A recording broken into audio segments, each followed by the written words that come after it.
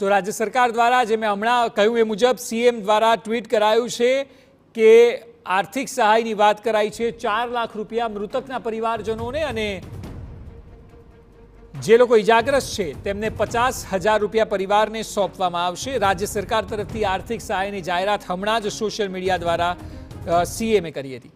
વધુ માહિતી આપી રહ્યા છે સંવાદદાતા કિંજલ મિશ્રા। કિંજલ, જણાવો સીએમએ શું પ્રતિક્રિયા આપી છે અને આ સહાયની જ્યારે જાહેરાત કરાઈ છે ત્યારે?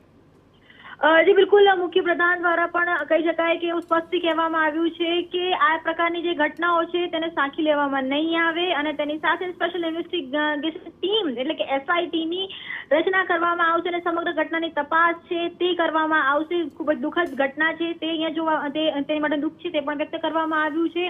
રાજ્ય સરકાર તરફથી જે પણ પરિવારજનો છે, મૃતકો છે, તેમને 4 લાખ, જ્યારે ઇજાગ્રસ્તો છે તેને 50,000ની સહાય આપવામાં આવી છે। પરંતુ અક્ષય, આ તમામ વસ્તુઓ ચોક્કસ ફરી એકવાર આપણે તક્ષશિલા યાદ કરાવી રહ્યા છે। આ તમામ વસ્તુ ફરી એકવાર કહી શકાય કે હરણી દુર્ઘટના યાદ કરાવી રહ્યા છે। તમામ વસ્તુ મોરબીની જે બ્રિજની દુર્ઘટના હતી તે પણ યાદ કરાવી રહ્યા છે।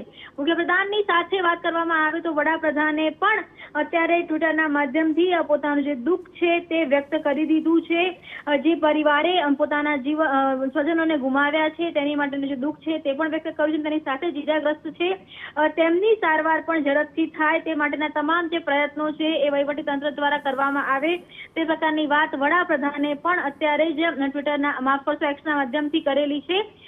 સહાયની પણ જાહેરાત થઈ ચૂકી છે રાજ્ય સરકાર તરફથી અને એસઆઈટીની રચનાની પણ જાહેરાત થઈ ચૂકી છે।